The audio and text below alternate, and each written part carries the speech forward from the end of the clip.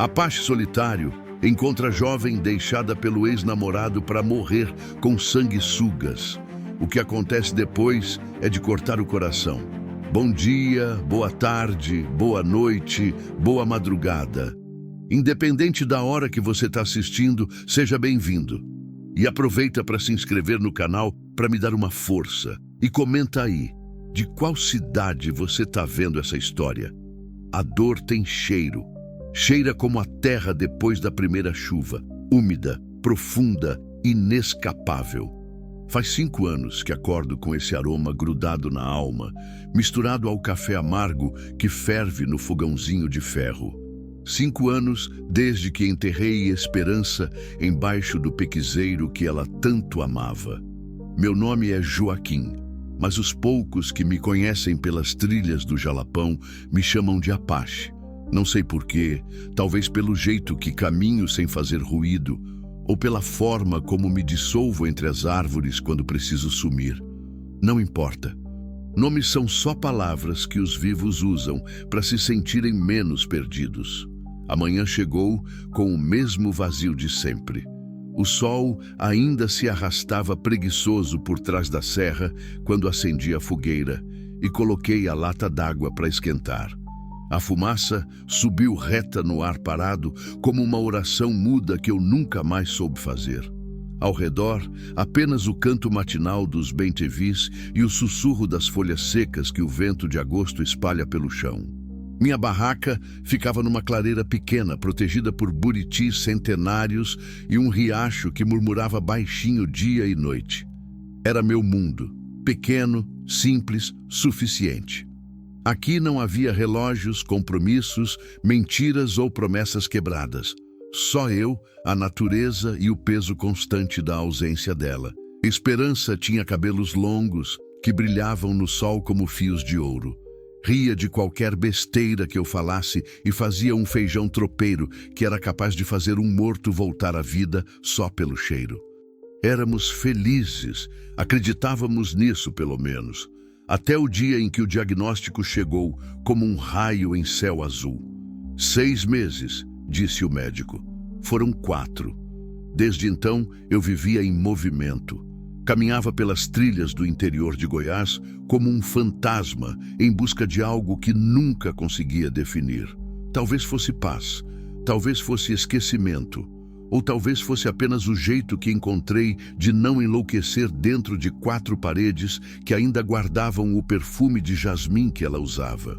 Terminei meu café olhando para o horizonte que se abria entre as montanhas. Era terça-feira, acho, ou quarta.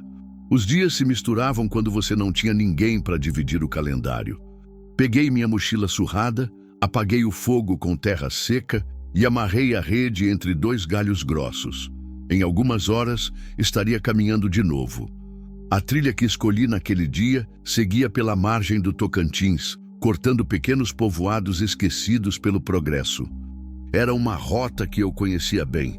Casebre simples, gente que cumprimentava com acenos tímidos, crianças que corriam atrás de galinhas soltas na poeira das estradas de terra.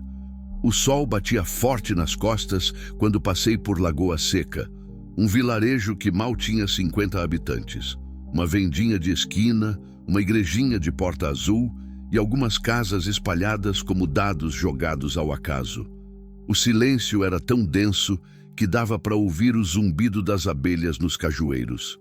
Cumprimentei seu Zé, um velho que sempre ficava sentado na sombra da mangueira em frente à venda. Ele levantou a mão direita sem tirar os olhos da estrada vazia. Bom dia, Apache. Bom dia, seu Zé. Como vai a família? Tudo na luta, meu filho.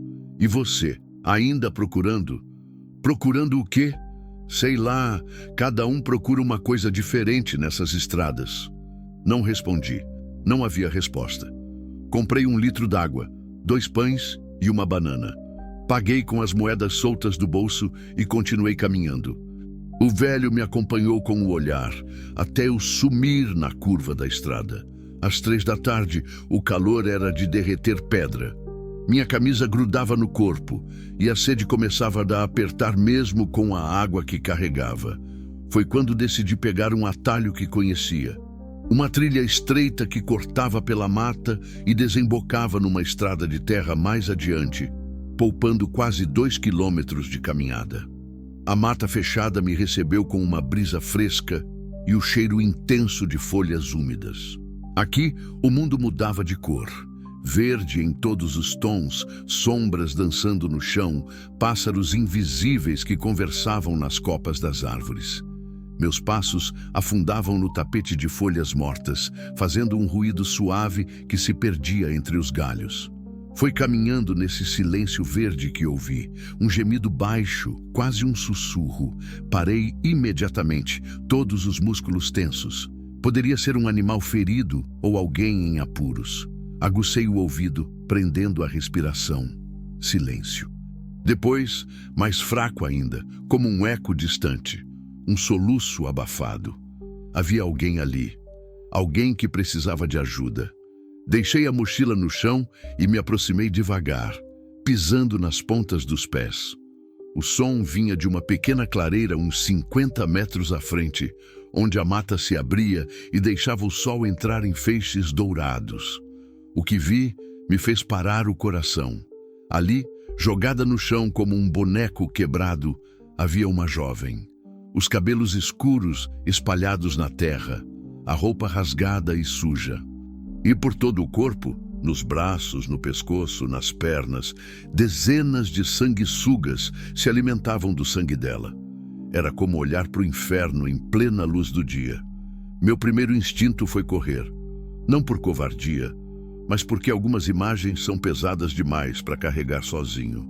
Mas então ela se mexeu, um tremor quase imperceptível nos ombros, e entendi que ainda havia vida ali. Vida que estava se esvaindo. Me aproximei devagar, com cuidado para não assustá-la mais do que já estava. Ela parecia ter uns 20 e poucos anos, rosto fino, coberto de terra seca e lágrimas, os olhos fechados, a respiração fraca e irregular. As sanguessugas tinham escolhido os pontos mais sensíveis, pulsos, pescoço, tornozelos, como se soubessem exatamente onde doía mais. Moça, chamei baixinho, me agachando ao lado dela. Você me ouve? Ela abriu os olhos devagar. Eram castanhos, grandes, mas completamente vazios de esperança. Me olhou sem me ver, como se estivesse olhando através de mim para algum lugar muito distante. Não consigo, murmurou a voz rouca e trêmula. Eu vou te ajudar, disse tirando a camisa. Mas preciso tirar essas sanguessugas. Vai doer um pouco, mas é necessário. Ela assentiu fraco, fechando os olhos de novo. Comecei pelos braços. Peguei minha faca de cabo de madeira e aqueci a lâmina com o isqueiro. Uma por uma, encostei a ponta quente nas sanguessugas e elas se soltaram imediatamente, caindo na terra como pequenos balões murchos e nojentos. A cada toque, ela estremecia, mas não gritava. Apenas mordia o lábio inferior até sangrar. Como você se chama? Perguntei, tentando distraí-la da dor. Ana Luísa, sussurrou. Ana Luísa. Bonito nome. Eu sou Joaquim, mas me chamam de Apache. Ela tentou sorrir, mas foi mais uma careta. Por quê? Apache. História longa, respondi, passando para a sanguessuga do pescoço. Esta estava maior, mais inchada. Vou contar depois. Agora precisa ficar quieta. Quando terminei de tirar todas, contei 17 no total. Ela estava tremendo tanto que parecia ter febre. Rasguei minha camisa em tiras e fiz curativos improvisados nos ferimentos maiores.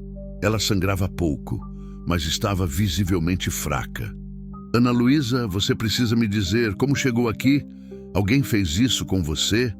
Os olhos dela se encheram de lágrimas. Ele disse que ia me levar para casa, mas trouxe para cá e... A voz morreu na garganta. Quem? Como ele era? Alto, barbudo, dirigia uma caminhonete azul.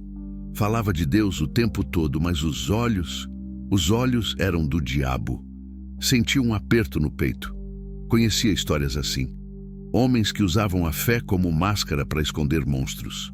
Em regiões isoladas como esta, predadores sabiam que podiam sumir por meses sem ninguém procurar.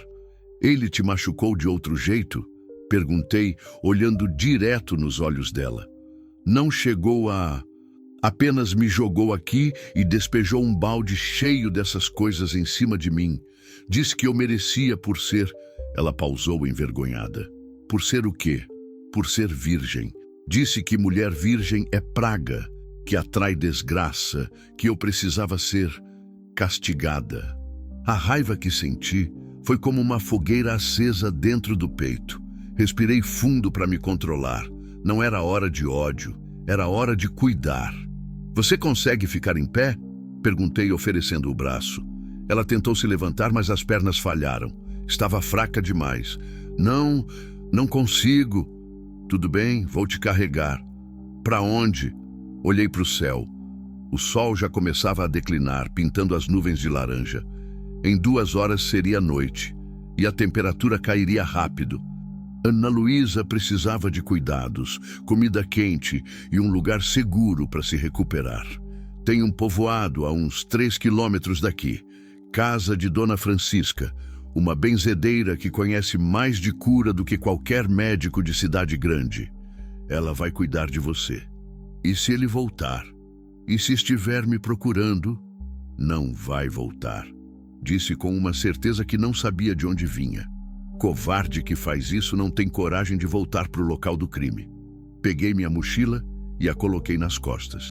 Depois, com todo o cuidado do mundo, levantei Ana Luísa no colo. Ela pesava menos do que imaginei. Puro osso e medo. Encostou a cabeça no meu ombro e, pela primeira vez desde que a encontrei, suspirou aliviada. Obrigada, murmurou. Pensei que ia morrer aqui. Não ia. Não no meu pedaço de mundo. A caminhada foi lenta e cuidadosa. Ela adormeceu no meu colo depois de alguns minutos, exausta pela provação. Eu seguia pela trilha pisando com atenção redobrada, evitando galhos e pedras que pudessem acordá-la. O peso nos braços era nada comparado ao peso no coração. Esperança sempre dizia que eu tinha mãos de cura. Você não sabe, Joaquim, mas Deus te deu um dom, falava, toda vez que eu cuidava dela quando estava doente. Nunca acreditei muito nisso. Mas naquele momento, carregando Ana Luísa pelos caminhos poeirosos do cerrado, senti que talvez houvesse algo maior me guiando. Quando as primeiras luzes de pedra lisa apareceram entre as árvores, Ana Luísa acordou. Chegamos! Quase! Vê aquelas luzinhas? Ali é a casa da Dona Francisca. Você vai ficar bem. Ela me olhou com uma intensidade que me desconcertou. Por que você fez isso? Por que me ajudou? Parei de caminhar. Era uma pergunta simples, mas que mexia em lugares fundos da alma. Por quê? Porque todo mundo merece uma segunda chance. E porque alguém muito especial me ensinou que ignorar o sofrimento alheio é o mesmo que causá-lo. Sua esposa? Como você sabe? Pelo jeito que fala dela e pela aliança que você ainda usa. Olhei para minha mão esquerda. A aliança de aço simples que Esperança tinha me dado no civil ainda estava lá, depois de todos esses anos. Nunca pensei em tirá-la. Ela se chamava Esperança, disse. E tinha razão sobre quase tudo. Ana Luísa sorriu pela primeira vez. Um sorriso pequeno, machucado, mas real. Ela ficaria orgulhosa de você hoje. Não respondi. Não consegui. Apenas continuei caminhando em direção à luz que nos esperava. Capítulo 3. A Casa da Cura. Dona Francisca estava regando suas plantas medicinais no quintal quando nos aproximamos do portão de madeira. Era uma mulher pequena, cabelos grisalhos presos num coque, mas que irradiava uma energia que parecia preencher todo o espaço ao redor. Quando me viu carregando Ana Luísa, largou o regador imediatamente. Meu Deus do céu, murmurou se benzendo. O que aconteceu com essa menina? Sanguessugas, Dona Francisca. Muitas. E ela está fraca, precisa de cuidados. Ela abriu o portão sem hesitar. Entra logo. Leva ela para a cama do quartinho dos fundos. Vou pegar meus remédios. A casa cheirava a ervas secas e óleo de andiroba. Nas paredes, imagens de santos dividiam o espaço com maços de plantas pendurados para secar. Era um lugar que respirava conhecimento antigo, sabedoria passada de geração em geração. Coloquei Ana Luísa na cama com cuidado. Ela abriu os olhos quando a apoiei no travesseiro. Onde estamos? Na casa da Dona Francisca, a mulher que vai cuidar de você. Dona Francisca entrou no quarto carregando uma bacia com água morna, algumas garrafas de vidro escuro e um punhado de folhas verdes. Como é seu nome, filha? Ana Luísa. Ana Luísa, eu sou Francisca, mas todo mundo me chama de Dona Chica. Agora você vai tomar um banho quentinho, eu vou limpar esses ferimentos e você vai dormir que nem um anjo. Amanhã vai estar nova em folha. Ela me olhou com um sorriso maternal. Apache, você pode esperar na sala. Tem café fresco na mesa e biscoito de polvilho no pote. Deixa que eu cuido da menina. Saí do quarto e me sentei numa cadeira de balanço de madeira maciça. A casa era simples, mas acolhedora. Um sofá de tecido florido, uma mesa redonda com toalha de crochê, um oratório pequeno no canto com velas acesas. Pela janela aberta, via o quintal iluminado pela lua crescente. Horta bem cuidada, galinheiro, um pé de manga carregado de frutos. Peguei o café e fiquei ouvindo os sons que vinham do quarto. Água corrente, murmúrios baixos da Dona Chica, alguns gemidos abafados de Ana Luísa quando a benzedeira limpava os ferimentos. Depois de uns 40 minutos, Dona Francisca apareceu na sala. Como ela está? Perguntei. Vai ficar boa. Os ferimentos são superficiais, mas ela perdeu bastante sangue. O que me preocupa mais é o estado emocional da menina. Ela está com muito medo, Apache. Muito medo mesmo. Do que ela contou para a senhora? Dona Chica se sentou na cadeira ao meu lado e baixou a voz. Disse que um homem fingiu que ia levá-la para casa depois de uma entrega que ela tinha que fazer. Mas ao invés disso, trouxe ela para a mata e fez essa maldade. Um homem de igreja, pelo que entendi. A senhora conhece alguém assim por aqui? Infelizmente conheço.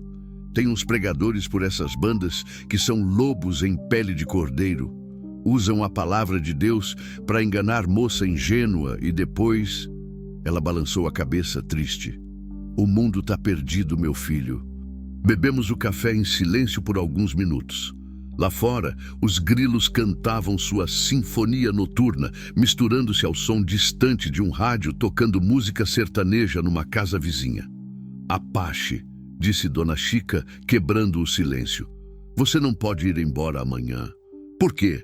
Porque ela confia em você, e confiança é remédio que não se compra na farmácia. Se você sumir agora, ela vai achar que todo homem é igual àquele desgraçado que fez mal para ela.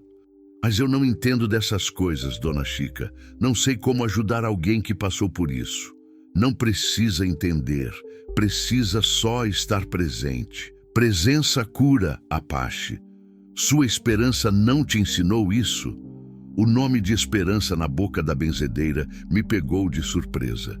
A senhora conhecia minha esposa? Conheci sim. Uma vez ela veio aqui com uma dor de cabeça terrível que médico nenhum conseguia curar. Passamos a tarde toda conversando, tomando chá de camomila. Sabe o que ela me disse quando foi embora? O quê? Que o marido dela tinha mãos de anjo, mas não sabia. Que você curava as pessoas sem perceber, só de estar por perto. Senti um nó na garganta. Ela exagerava. Mulher apaixonada não exagera sobre essas coisas. Ela tinha razão. E hoje você provou isso de novo. Antes que eu pudesse responder, um barulho estranho veio do quintal, como se alguém tivesse esbarrado no galinheiro. As galinhas se agitaram, cacarejando nervosas. Que foi isso? Murmurei. Dona Chica franziu a testa. Pode ser gambá ou cachorro do mato, mas algo no meu instinto dizia que não era animal. Me levantei devagar e fui até a janela. O quintal estava mergulhado em sombras, apenas alguns pedaços iluminados pela luz que vazava da casa. Apache, o que você viu?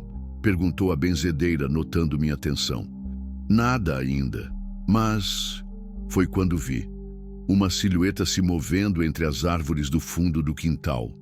Alguém estava ali, observando a casa. Meu coração acelerou. Dona Chica, sussurrei, apaga as luzes da sala, rápido. Por quê? O que? Apaga as luzes e vai para perto da Ana Luísa. Agora. Ela obedeceu sem questionar, percebendo na minha voz que não era hora para perguntas. A casa ficou mergulhada na escuridão, apenas com a luz fraca do quarto dos fundos onde Ana Luísa descansava. Me posicionei ao lado da janela e espiei com cuidado. A silhueta tinha se aproximado mais. Era um homem grande, barbudo, que caminhava devagar entre as plantas, como se conhecesse bem o terreno. Nas mãos, carregava algo que parecia um balde. Meu sangue gelou. Era ele, o desgraçado que tinha feito aquilo com Ana Luísa. Tinha voltado para terminar o serviço, e eu era a única coisa que estava entre ele e ela. O homem parou próximo ao galinheiro e ficou observando a casa. Mesmo na escuridão, dava para ver que era grande, ombros largos, postura de quem estava acostumado a intimidar. Segurava o balde numa mão e com a outra mexia em algo no bolso. Minha boca secou. Respirei fundo, tentando pensar rápido. A casa de Dona Chica tinha duas saídas, a porta da frente e uma porta dos fundos que dava no quintal. Se ele entrasse pelos fundos, passaria direto pelo quarto onde Ana Luísa estava. Não podia deixar isso acontecer. Me dirigi silenciosamente até o quarto. Dona Francisca estava sentada numa cadeira ao lado da cama, as mãos entrelaçadas como se estivesse rezando. Ana Luísa dormia profundamente, o rosto finalmente em paz, depois de tanto sofrimento. Dona Chica, sussurrei, preciso que a senhora e Ana Luísa se tranquem no banheiro. Agora. É ele? Murmurou, os olhos arregalados de medo. É, e ele trouxe mais sanguessugas. A benzedeira se benzeu rapidamente e se levantou. Com cuidado, balançou Ana Luísa pelo ombro. Filha, acorda. Precisa acordar agora. Ana Luísa abriu os olhos devagar, ainda grogue dos remédios naturais que Dona Chica tinha dado para ela dormir. O que está acontecendo? Ele voltou, disse, direto. Não havia tempo para suavizar. Está no quintal. O terror tomou conta do rosto dela. Começou a tremer como folha no vento. Não, ele não pode. Eu não posso. Ana Luísa, me escuta, disse, segurando o rosto dela com as duas mãos e olhando direto nos olhos. Você vai para o banheiro com a Dona Chica e vai trancar a porta. Eu vou resolver isso. Como? Você nem tem arma? Não preciso de arma. Preciso só que vocês duas fiquem em segurança.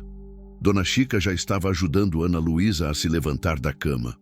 Vem, filha, o Apache sabe o que está fazendo, mas a verdade é que eu não sabia. Só sabia que não ia deixar aquele desgraçado chegar perto dela de novo.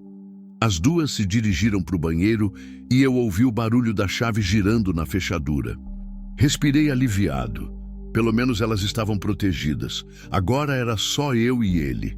Voltei para a sala e olhei pela janela novamente. O homem tinha sumido. Meu coração disparou. Onde ele estava? Foi quando ouvi o barulho na porta dos fundos. Alguém mexendo na maçaneta devagar, testando se estava trancada. Não estava. Dona Chica nunca trancava as portas. Dizia que casa de benzedeira tinha que estar sempre aberta para quem precisasse. A porta se abriu com um rangido baixo. Me posicionei atrás da porta da sala no escuro, segurando na mão uma garrafa de vidro que peguei da mesa. Não era muito, mas era o que tinha. Passos pesados no corredor. O homem caminhava devagar, cauteloso. Parou em frente ao quarto onde Ana Luísa tinha estado. Ouviu o barulho do balde sendo colocado no chão. Onde você está, menina? Disse com voz grossa, pastosa. Não adianta se esconder. Eu sei que você está aqui. Meu sangue fervia. A voz dele era exatamente como imaginei. Arrogante, cruel, cheia de falsa autoridade. Era a voz de alguém que acreditava ter poder sobre os outros. Eu te trouxe mais amiguinhas, continuou, e ouvi o barulho de algo se mexendo dentro do balde. Você gostou das primeiras, não gostou? Ficou toda bonitinha, toda vermelha. Não aguentei mais. Saí de trás da porta e acendi a luz da sala. Procurando alguém? Ele se virou rapidamente. Era ainda maior do que parecia na escuridão. Quase 2 metros de altura, barba grisalha desgrenhada, olhos pequenos e cruéis. Vestia uma camisa social branca toda amarrotada e uma calça jeans suja. No peito, um crucifixo grande de ouro que brilhava obscenamente. "Quem é você?" perguntou a voz agora menos segura. "Alguém que não gosta de homens que fazem mal para as mulheres." Ele riu, mas era um riso nervoso. "Você não sabe de nada, rapaz. Aquela ali é uma perdida. Eu tô fazendo um favor pro mundo, tirando ela da rua." "É mesmo? E as sanguessugas fazem parte da sua evangelização?"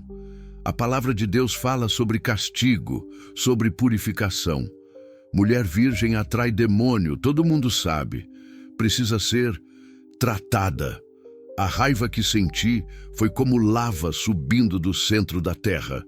Aquele homem não era apenas um criminoso, era um doente que usava a religião para justificar suas perversões. "Onde ela está?" perguntou, dando um passo na minha direção. "Longe de você." "Não me desafie, moleque. Você não sabe com quem está mexendo." "Sei, sim. Tô mexendo com um covarde que se esconde atrás da Bíblia para fazer o que o diabo faria." Ele berrou e partiu para cima de mim. Era rápido para um homem grande, mas eu conhecia bem o meu próprio corpo. Anos caminhando pelas trilhas tinham me dado reflexos aguçados. Desviei para o lado e ele passou direto, se chocando contra a parede. "Seu filho da puta!" gritou, se virando para mim com os olhos injetados de ódio. Parti para cima antes que ele se recuperasse completamente. A garrafa se estilhaçou na cabeça dele com um barulho seco. Ele cambaleou, mas não caiu. Sangue escorreu pela testa, manchando a camisa branca. "Agora você fez besteira", rosnou. Foi quando notei que ele tinha tirado uma faca do bolso. Era grande, de cabo preto, a lâmina brilhando na luz da sala. Meu mundo ficou em câmera lenta. Ele avançou com a faca erguida. Eu recuei, procurando alguma coisa para me defender. Minha mão encontrou uma cadeira de madeira. Levantei ela na frente do corpo no exato momento em que a lâmina desceu. A faca se enterrou na madeira, ficando presa. Empurrei a cadeira com tudo que tinha. Ele tropeçou para trás e caiu pesadamente no chão, batendo a cabeça na quina da mesa. Silêncio. Fiquei parado, respirando pesado, olhando para ele caído no chão. Não se mexia. Um fio de sangue escorria do ouvido direito. "Apache!" Ouvi a voz trêmula de Dona Chica vindo do corredor. "Tá tudo bem?" "Está. Podem sair." Ana Luísa apareceu primeiro, o rosto pálido como papel. Olhou para o homem caído e depois para mim. Ele tá morto?" Me agachei ao lado dele e coloquei o dedo no pescoço, procurando pulso. Estava lá, fraco, mas regular. "Não, só desmaiado." Mas bati forte na cabeça dele. "O que vamos fazer agora?" perguntou Dona Francisca. Olhei para a faca ainda cravada na cadeira, para o balde cheio de sanguessugas que ele tinha trazido, para o sangue no chão. Era uma cena que ninguém esqueceria. "Vamos chamar a polícia", disse, "e vamos contar a verdade." O delegado chegou 1 hora depois, junto com 2 policiais e um médico do posto de saúde de Lagoa Seca. Era um homem magro, de bigode grisalho, que ouvia tudo com atenção, enquanto fazia anotações num caderno surrado. "Então o senhor diz que encontrou a vítima na mata, coberta de sanguessugas?" perguntou, olhando para mim. "Encontrei 17 sanguessugas. Contei enquanto tirava uma por uma. E o acusado veio até aqui durante a madrugada com mais sanguessugas?" "Veio. O balde está ali." Apontei para o recipiente que ainda estava no corredor. "As sanguessugas estão vivas." O delegado foi até o balde e olhou dentro. Fez uma cara de nojo. "Jesus Cristo! Que tipo de gente doente faz uma coisa dessas?" Ana Luísa estava sentada no sofá, enrolada numa manta que Dona Chica tinha dado. Ainda tremia, mas havia algo diferente no olhar dela. Não era mais o vazio desesperado que vi quando a encontrei. Era raiva, raiva pura e cristalina. Eu quero que ele pague por tudo, disse, a voz firme pela primeira vez. Quero que todo mundo saiba que tipo de monstro ele é. E vai pagar, filha, respondeu o delegado. Com o que vocês me contaram e essas provas, ele não escapa. Tentativa de homicídio, sequestro, tortura. Vai ficar uns bons anos na cadeia. O médico terminou de examinar o agressor, que continuava desacordado no chão da sala. Traumatismo craniano leve, nada grave, mas vai precisar de observação no hospital. Ele acordar em algumas horas. E como ficam as acusações contra mim? Perguntei. Eu bati nele. Legítima defesa, disse o delegado sem hesitar. Ele invadiu a casa armado com faca, ameaçou vocês. O senhor fez o que qualquer pessoa faria para se proteger e proteger os outros. Os policiais levantaram o homem e o carregaram para a viatura. Ao passarem por Ana Luísa, ela se encolheu instintivamente. Eu me sentei ao lado dela e, sem pensar, coloquei a mão no ombro dela. Ela não se afastou. Acabou, disse baixinho. Ele não vai mais te fazer mal. Como você tem certeza? Porque agora tem testemunha, tem prova, tem tudo. E porque ele é covarde. Covarde só ataca quem está sozinho e indefeso. O delegado guardou o caderno e se dirigiu até nós. Vocês vão ter que ir à delegacia amanhã para formalizar o depoimento. Mas, por enquanto, podem descansar. O pior passou. Depois que todos foram embora, a casa ficou num silêncio pesado. Dona Francisca fez chá de camomila para todos nós, mas ninguém tinha muita vontade de beber. Dona Chica, disse Ana Luísa, a senhora pode me emprestar um telefone? Preciso ligar para minha mãe. Ela deve estar desesperada. Claro, filha, o telefone está na cozinha. Enquanto Ana Luísa fazia a ligação, eu saí para o quintal para respirar ar puro. A madrugada estava clara, cheia de estrelas que brilhavam como pequenos faróis na escuridão. Minha cabeça fervia com tudo que tinha acontecido. Há 2 dias, minha vida era simples. Caminhar, acampar, lembrar da esperança, seguir em frente. Agora, de repente, me vi no meio de uma situação que mexeu comigo de um jeito que não conseguia explicar. Não era só o confronto físico, era o que senti quando vi Ana Luísa machucada. Uma necessidade urgente de proteger, de cuidar, de não deixar que o mal vencesse. Apache. Me virei. Ana Luísa estava parada na porta, ainda envolvida na manta. Como foi a conversa com sua mãe? Ela chorou muito. Disse que a polícia já tinha estado lá procurando por mim. Minha irmã também. Elas vão vir me buscar amanhã. Que bom. Família é importante nessas horas. Ela se aproximou e ficou do meu lado, olhando para as estrelas. Posso te perguntar uma coisa? Claro. Por que você vive sozinho na mata? O que você está fugindo? A pergunta pegou no ponto mais sensível. Não estou fugindo, estou procurando, acho. Procurando o quê? Não sei, talvez um jeito de viver sem ela. Sua esposa? É. Esperança morreu de câncer há 5 anos. A gente tinha planos, sabe? Íamos ter filhos, construir uma casa maior, viajar para o mar que ela nunca tinha visto. Quando ela se foi, os planos morreram junto. Ana Luísa ficou em silêncio por um tempo. E você acha que vivendo isolado vai encontrar esse jeito de viver sem ela?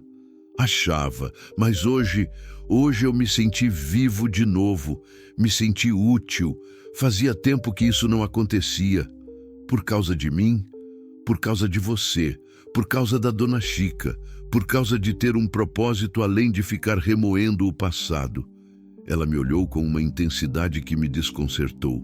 Você salvou minha vida, Apache, de verdade. Se você não tivesse aparecido, mas apareci. E você está viva. É isso que importa. Não é só isso. Você me mostrou que ainda existe homem bom no mundo. Depois do que eu passei com meu ex-namorado, eu tinha perdido a fé nos homens. Achava que todos eram iguais. Seu ex-namorado? Uma história longa e triste. Ele também se dizia religioso, também citava versículos, mas era alcoólatra e me maltratava emocionalmente. Levei meses para conseguir sair desse relacionamento. Foi por isso que você estava fazendo entrega sozinha numa estrada deserta? Estava tentando recomeçar a vida. Abri uma confeitaria pequena com minha irmã. E ontem tinha uma encomenda urgente para fazer. Pensei que fosse seguro. A voz dela morreu na garganta. Você não tem culpa de nada do que aconteceu. Sei que não. Mas a gente sempre fica pensando no que poderia ter feito diferente, né? Sempre. Eu fico pensando se podia ter percebido o câncer da esperança mais cedo, se podia ter insistido mais para ela ir no médico quando começou a sentir dor.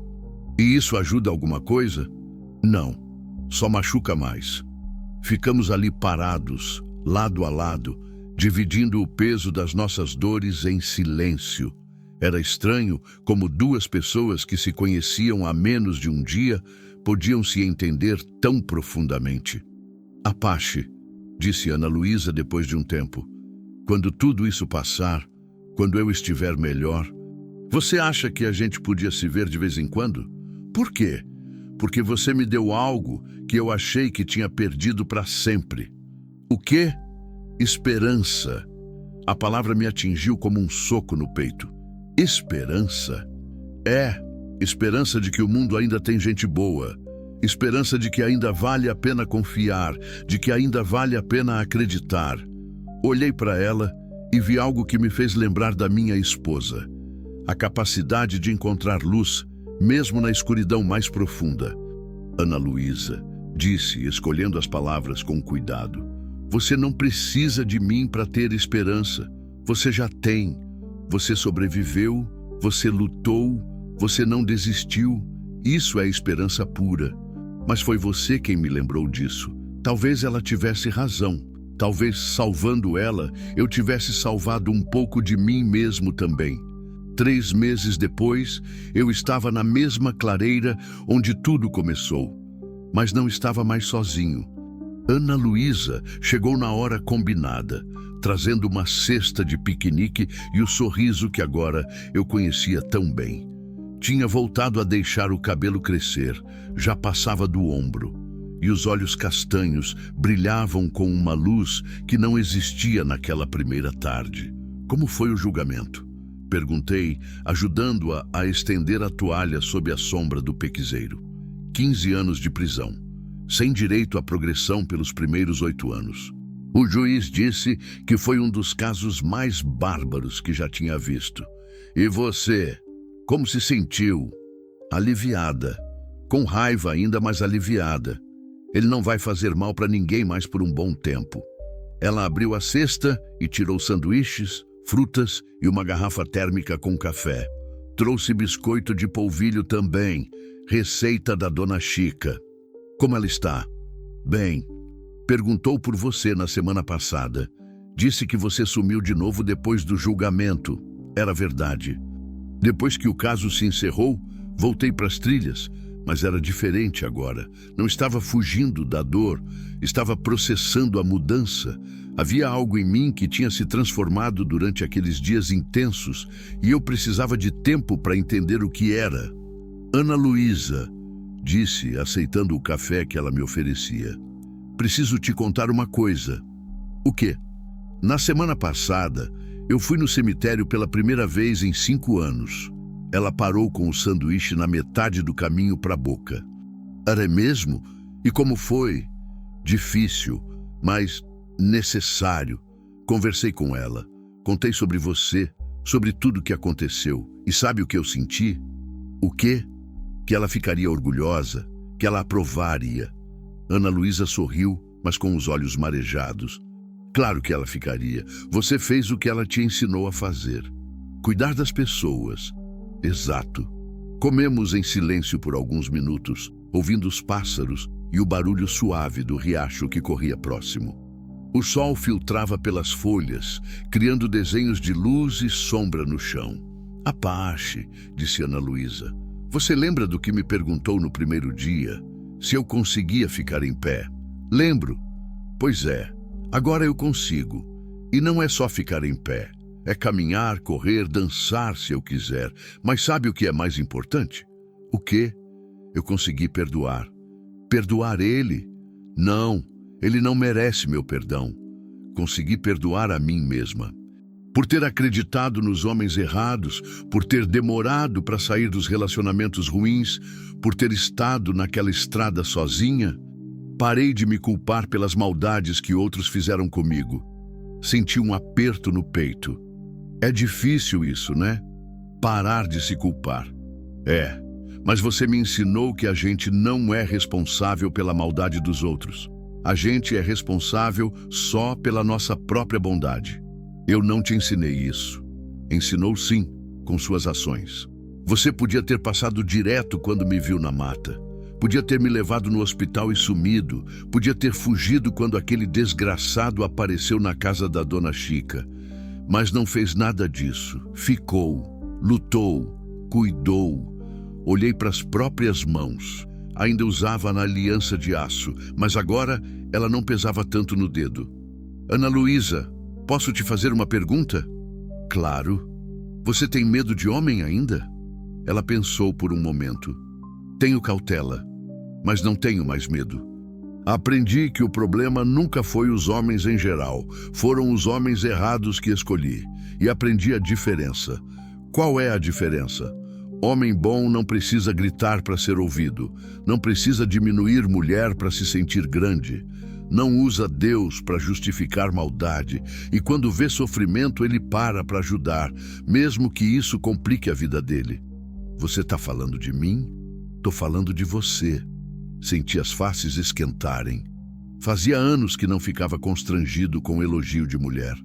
Eu não sou herói, Ana Luísa. Sou só um homem tentando viver direito. E é exatamente por isso que você é especial. Herói existe só no filme. Na vida real, o que existe é gente comum fazendo a coisa certa na hora certa. Ela se levantou e caminhou até a beira do riacho. Tirou os sapatos e colocou os pés na água, suspirando de prazer. Você não vai acreditar no que aconteceu semana passada. O quê? Uma moça da igreja nova onde eu vou agora, me procurou. Estava passando pelo mesmo que eu passei. Namorado que se dizia crente, mas era agressivo e alcoólatra. Ela estava com medo de sair do relacionamento. E você ajudou ela? Ajudei, conversei, ofereci apoio, até ajudei ela a se mudar quando ela decidiu terminar. E sabe como me senti? Como? Útil. Como você se sentiu quando me encontrou. Entendi na hora. Ana Luísa tinha encontrado seu propósito também. Não era mais só uma vítima que sobreviveu. Era alguém que podia usar a própria experiência para ajudar outras mulheres. Você vai montar algum tipo de trabalho com isso? Já montei. Junto com minha irmã e mais 2 amigas, criamos um grupo de apoio. Chamamos de Mulheres de Esperança.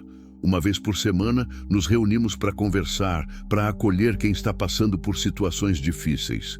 Mulheres de Esperança, repeti. Gostei do nome. Foi pensando na sua esposa. E no que você me ensinou sobre ter esperança mesmo, quando tudo parece perdido. Levantei e fui até onde ela estava. A água do riacho estava gelada e cristalina. Tirei os sapatos também e coloquei os pés na correnteza. Ana Luísa, tem uma coisa que eu nunca te disse. O quê? Naquele primeiro dia, quando te carreguei até a casa da Dona Chica, eu senti uma coisa estranha. Como se a esperança estivesse caminhando do meu lado, aprovando tudo. Talvez ela estivesse mesmo. Você acredita nessas coisas? Acredito que amor verdadeiro não morre, muda de forma, mas não morre. Sua esposa te amou tanto que te ensinou a amar outras pessoas também. Isso é imortalidade, Apache. Isso é o céu na terra. Olhei para ela e senti algo que não sentia há 5 anos. Vontade de recomeçar. Não de esquecer o passado, mas de construir algo novo sem deixar a memória da esperança para trás. Ana Luísa, disse, escolhendo as palavras com cuidado. Você acha que duas pessoas feridas podem se curar juntas? Ela me olhou nos olhos.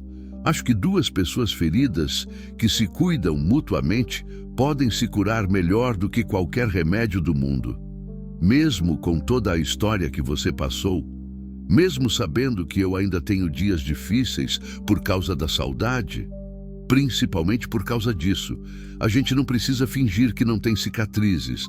A gente só precisa cuidar das cicatrizes um do outro. Estendi a mão para ela. Ana Luísa segurou sem hesitar. Quer caminhar comigo? Perguntei. Para onde? Não sei. Vamos descobrir no caminho. Ela sorriu. Aquele sorriso que iluminava o rosto inteiro. Vamos. Calçamos os sapatos, guardamos os restos do piquenique e começamos a caminhar trilha adentro, lado a lado, sem pressa, descobrindo que às vezes os melhores caminhos são aqueles que a gente não planejou percorrer. Enquanto caminhávamos, pensei em como a vida é estranha. Há 3 meses, eu era um homem perdido, vagando pelas trilhas em busca de algo que não sabia definir. Encontrei Ana Luísa no pior momento da vida dela, coberta de sanguessugas, sem esperança. Hoje caminhávamos juntos em direção a um futuro que nenhum de nós conseguia prever, mas que ambos queríamos construir. Não éramos mais as mesmas pessoas daquele dia na mata. Éramos melhores, mais inteiros, mais vivos. E entendi finalmente o que esperança tinha tentado me ensinar durante todos os anos que vivemos juntos. Que o amor não some quando a pessoa vai embora. Ele se transforma, se multiplica, encontra novos caminhos para se manifestar. Ela me ensinou a cuidar.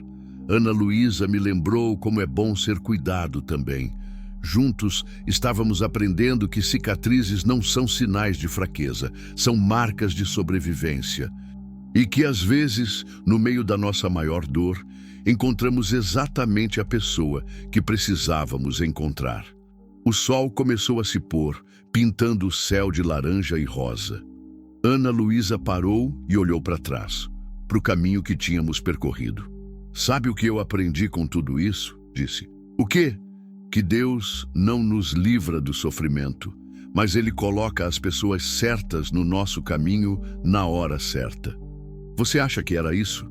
Que a gente estava destinado a se encontrar?